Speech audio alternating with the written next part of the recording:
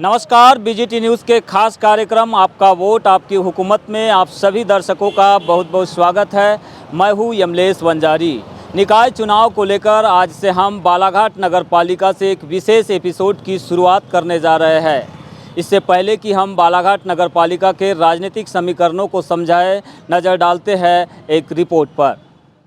बालाघाट नगर पालिका के सियासी गणित की बात करें तो यहाँ पर कुल 76,333 वोटर है। 33 वार्ड है और इन सभी वार्डों से 174 उम्मीदवार मैदान में है।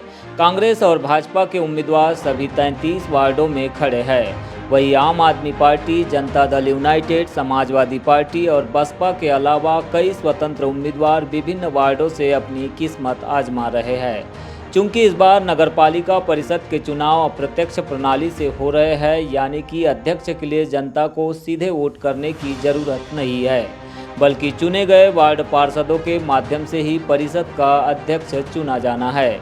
इसी को लेकर हर पार्षद उम्मीदवार यहां पर अपना अपना दम दिखाने में जुटा हुआ है।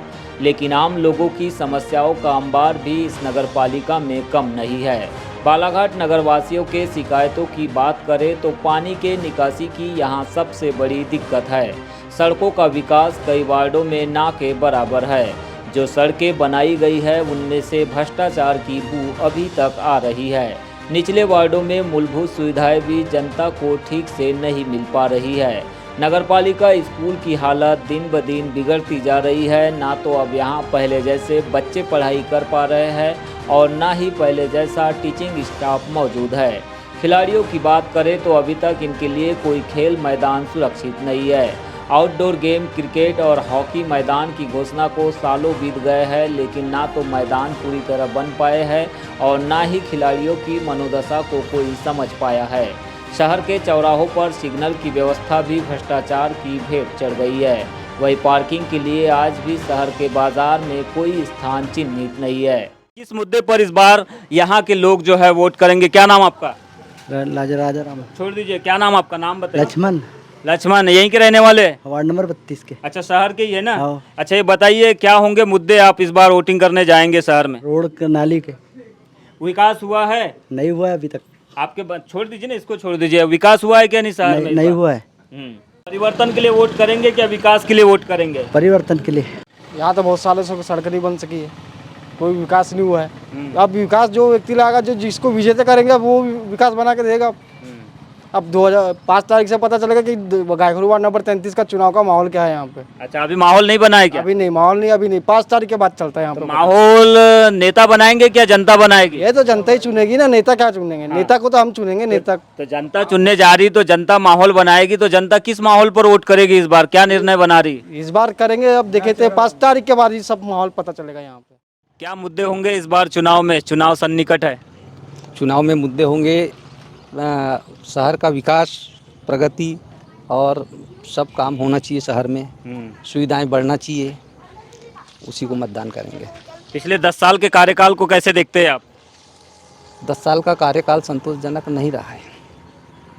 तो इस बार परिवर्तन पर वोट या विकास पर वोट? विकास पर वोट। अरे विकास ही कुछ नहीं हुआ तो हम लोग बहुत इसमें पड़े हैं विचार। हमारे दिमाग इतना ख़राब है कि किसको वोट दे और किसको ना दे।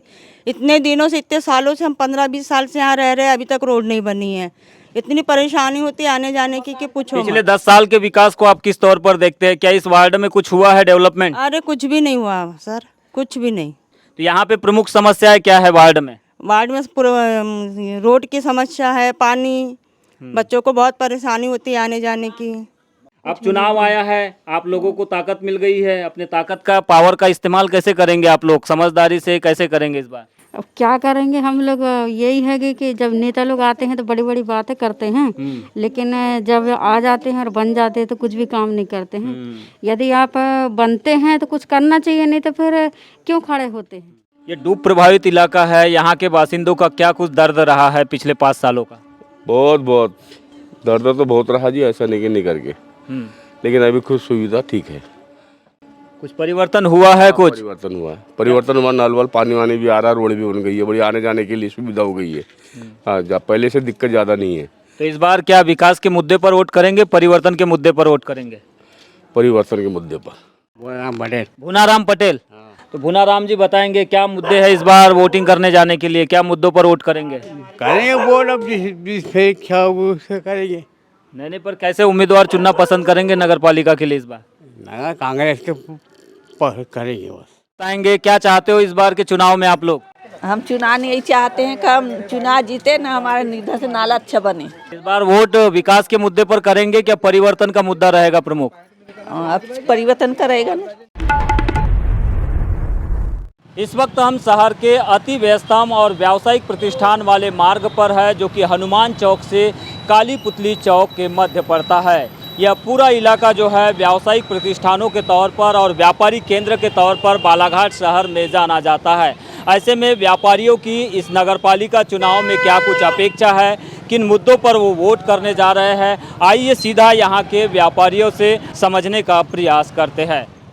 व्यापारी क्या सोच रहा है, व्यापारी के मूड में क्या है? देखिए, व्यापारी की तकलीफ नगर पालिका से संबंधित नहीं होती है। नगर पालिका के जो कार्य जो होते हैं, एक सीमित कार्य में नगर पालिका अपना कार्य करती है। जैसे सड़क है, नाली है, बिजली है, इसकी और नगर पालिका पानी की निकासी का जो है नगर पालिका इसकी ओर ध्यान देना चाहिए। जो पार्षद चुन के आएंगे तो निश्चित रूप से हर किसी की अपनी अपेक्षाएं होती है कि नगर के विकास के लिए अपेक्षा होगी, व्यापारिक हितों के लिए अपनी अपेक्षाएं होगी। जैसे यहाँ पर यातायात के साधन इतने बढ़ गए हैं, किंतु पार्किंग की व्यवस्था शहर में नहीं है। तो व्यापारी चाहेगा एक पार्किंग की सुव्यवस्थित व्यवस्था, मतलब एक नगर पालिका अपनी एक परिकल्पना करे कि अच्छी व्यवस्था उसकी पार्किंग की व्यवस्था दे। पानी की जो निकासी नहीं हो रही है, जैसे हनुमान चौक में जल भराव हो जाता है, तो जो इस प्रकार की समस्याएं स्थानीय समस्याएं होती है और हर वार्ड की अपनी अलग अलग समस्याएं हैं। विकास या परिवर्तन, दो में से क्या मुद्दा चुन रहे लोग? विकास तो चाहेंगे ही ना। अब विकास किस माध्यम से चाहेंगे, मैंने बताया ना, पार्षद का जो चुनाव व्यक्तिगत छवि के ऊपर चलेगा। जब व्यक्तित्व अच्छा होगा, उसका कार्य करने की क्षमता क्या होगी, तो निश्चित रूप से विकास तो संभव हो गई है। और विकास परिवर्तनशील होता है, समय के हिसाब से विकास बदलते भी रहता है। नवीन कोचर। नवीन जी ये बताएंगे, नगरपालिका चुनाव व्यापारी वर्ग को प्रबुद्ध माना जाता है, किस तरह के मुद्दों पर वोट करना पसंद करेंगे इस बार में? व्यापारी वर्ग की कोई ऐसी कोई विशेष रिक्वायरमेंट रहती नहीं है। व्यापारी वर्ग तो यही चाहता है कि जो भी कैंडिडेट हमारा आए वो नालियों की स्वच्छता, रोड का और अपना यातायात सुरक्षित रहे, यही सब हम लोग चाहते हैं। और क्या, ये सब व्यवस्थित रहना चाहिए, किसी प्रकार की कोई अव्यवस्था ना बने और सब चीज़ें व्यवस्थित रहे, यही चाहते हैं हम। और क्या है, विकास के मुद्दे पर या परिवर्तन के मुद्दे पर दो बातें निकलकर सामने आ रही, व्यापारियों का वोट किधर पड़ेगा, विकास या परिवर्तन? हमको तो विकास ही चाहिए, परिवर्तन तो होते ही रहते हैं। अगर विकास होएगा तो परिवर्तन अपने आप हो जाएंगे। बालाघाट नगरपालिका में पिछले 2 कार्यकाल से भाजपा का कब्जा बरकरार रहा है। जिले की सबसे बड़ी परिषद होने के साथ ही यहां से भाजपा के विधायक पिछले 7 बार से चुनकर आ रहे हैं। 2 बार प्रदेश सरकार में मंत्री रहने के बाद वर्तमान में पिछड़ा वर्ग कल्याण आयोग के अध्यक्ष भी है। इसी को लेकर इस चुनाव में अब कांग्रेस के नेता भाजपा के पूर्व नगरपालिका अध्यक्ष अनिल धुवारे और विधायक गौरीशंकर बिसेन पर सीधे हमलावर दिखाई दे रहे हैं। उनका कहना है कि बालाघाट को सत्तासीन नेताओं ने दरकिनार कर रखा है। लगातार इस सीट पर कब्जा करने के बावजूद विकास कार्य न के बराबर हुआ है। कांग्रेस नेता अनुराग चतुर्मोहता, जिन्हें नगरपालिका परिषद बालाघाट के चुनाव को लेकर एक बड़ी जिम्मेदारी हाल ही के दिनों में दी गई है, समन्वयक बनाया गया है। क्या मुद्दे होंगे नगरपालिका चुनाव में कांग्रेस की ओर से, जिसको लेकर आप लोग मैदान में इस बार संघर्ष करेंगे? देखिए, सबसे बड़ी बात तो यह है, मुद्दों का अंबार लगा हुआ है। माननीय जो यहाँ के विधायक हैं और पूर्व मंत्री हैं, उनके द्वारा विगत 40 वर्षों से यहाँ पर शासन किया जा रहा है। उनकी कथनी और करनी में बहुत बड़ा फ़र्क है। 2013-2018 के मैनिफेस्टो को उठा के देख लो, एक भी चीज़ पूरी नहीं हुई है। नगर पालिका का आलम यह है कि नगर पालिका में जो भाजपा की टिकटों का वितरण हुआ है, उसमें भारी असंतोष है। बहुत सारे निर्दलीय के रूप में भाजपा के पूर्व पार्षद चुनाव मैदान में हैं, जिनको पूर्व विधायक और जो हमारे पूर्व मंत्री रहे हैं, वो सामंजस्य बैठाने में असमर्थ रहे पूर्णतः। कांग्रेस की टिकट बहुत अच्छी माननीय कमलनाथ जी के नेतृत्व में बांटी गई है और एक जोश और खरोश के साथ में हम लोग चुनाव लड़ने जा रहे हैं। शहर की स्थिति ये है कि हर गली चौराहे में, खासकर हनुमान चौक से लेकर पूरे शहरी क्षेत्र को देख लो, नालियों का पानी अब सड़कों से बह रहा है और वैनगंगा जी जो है वो अब रोडों पर नालियों को छोड़कर सड़कों पे बह रही हैं। स्विमिंग पूल की अगर बात की जाए तो स्विमिंग पूल का शिलान्यास 2003 में किया गया था स्टेडियम में, जो पत्थर आज शिलान्यास का लगभग सड़ जैसा चुका है। किसी तरीके का कोई काम नहीं हुआ। हमारी पूर्व विधानसभा उपाध्यक्ष सुश्री हिना कावरे जी द्वारा टर्फ कोर्ट के लिए बहुत लड़ाई लड़के टर्फ कोर्ट मैदान हॉकी के लिए जो हमारे यहाँ की शान है वो मैदान स्वीकृत कराया गया, जिसका भी कार्यकाल लगभग मान के चलिए लगभग 4 साल होने लगे। 4 साल के अंदर में अभी तक टर्फ कोर्ट का कुछ भी होता दिखाई नहीं दे रहा है। नगर पालिका के जितने स्कूल हैं, शहरी क्षेत्र में जितने शासकीय स्कूल हैं, उनकी स्थिति दिनों दिन खराब और बेहाल होती जा रही। शिक्षकों का कोई मतलब किसी भी तरीके से कोई व्यवस्थित काम नहीं हो रहा है। कोरोना काल के अंदर में ऑक्सीजन के लिए रोते बिलखते लोगों को हमने देखा है, खाने की समस्या को लेकर देखा है, तेजी मद्दी किस तरीके से कालाबाजारी हुई उस चीज़ को हमने देखा है। और सड़कों के ऊपर थोड़ा बहुत डामर बिछा देने को अगर आप निर्माण बोलते हैं तो मैं इस निर्माण की घोर निंदा करता हूं। बालाघाट का जो गौरव पथ बना था जिसमें करोड़ों रुपए खर्च हुए, वो गौरव पथ नहीं गोबर पथ है और आज उस पर लीपापोती करके चुनाव लड़ने की तैयारी भाजपा कर रही है। हालांकि दूसरी ओर भाजपा के नेता और विधायक कांग्रेस के इन आरोपों से इत्तेफाक नहीं रखते हैं। उनका कहना है कि भाजपा के सत्ता में आने के बाद से ही शहर का तेजी से विकास हुआ है। सभी वार्डों में पक्की सड़कें और नालियां भी बनाई जा रही है। पेयजल योजना और शहरी अधोसंरचना की सड़कें भी भाजपा शासनकाल में ही साकार हुई है। देखिए, बालाघाट को सुंदर बनाने में भारतीय जनता पार्टी के अध्यक्षों का पूरा हाथ रहा है। आप देखिए, चाहे उत्कर्ष रोड देखिए, चाहे मोती तालाब का गार्डन देखिए, चाहे अंबेडकर चौक का गार्डन देखिए, सैनानी गार्डन देखिए, बूढ़ी की रोड देखिए, चाहे बस स्टैंड का सीमेंटी कंक्रीटीकरण देखिए, क्या डिवाइडरों का निर्माण देखिए अंबेडकर चौक से लेकर हनुमान चौक तक। ये अनेकों काम जो भारतीय जनता पार्टी के शासन में हुए हैं।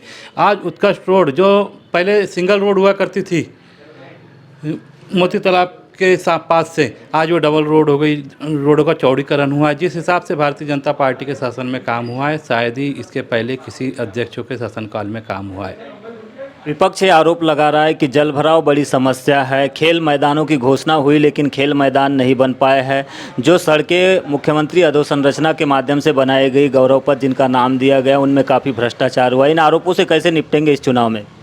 देखिए, उस रोड का बनी थी जब से रोड बहुत अच्छी थी, डांबर का काम था। डांबर पानी गिरता है, कहीं जल भरा होता है तो वहाँ डांबर उखड़ जाता है। थोड़ा बहुत मेंटेनेंस का काम है, वो तो साल भर चलते रहता है। रोडों के ऊपर को सीमेंट कंक्रीट की रोड नहीं थी, वो डांबरीकरण की रोड थी।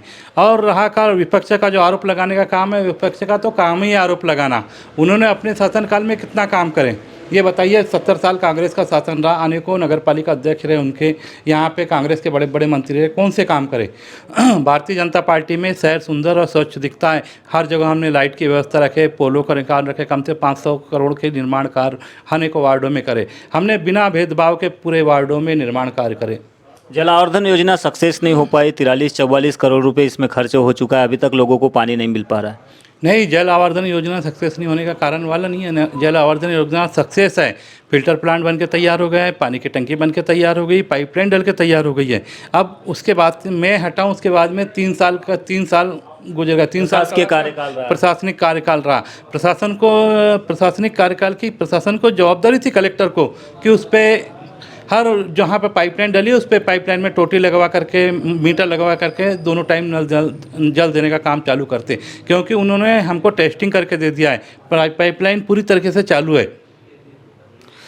तो ये थे नगरपालिका के पूर्व अध्यक्ष अनिल दुआरे, जिनका कहना है कि बालाघाट नगरपालिका क्षेत्र में जो भी विकास कार्य हुआ है और जिस संकल्पना के साथ स्वच्छ नगर और सुंदर नगर की संकल्पना के साथ भाजपा ने यहाँ पर शासन किया है, उसी का परिणाम है कि बालाघाट नगर काफ़ी हद तक विकास की ओर अग्रसर हुआ है। जो काम रुके हुए हैं उन्हें आने वाले समय में पूरा कर लिया जाएगा। हालांकि इन्होंने प्रशासकीय कार्यकाल की कुछ गलतियों को भी उजागर करने का काम किया है। देखना यह होगा कि इस चुनाव में आखिरकार बीजेपी जो तमाम बड़े मुद्दे और विकास के नाम पर वोट मांगने जा रही है, उन्हें किस तरह से जनता का साथ मिलता है या फिर नहीं।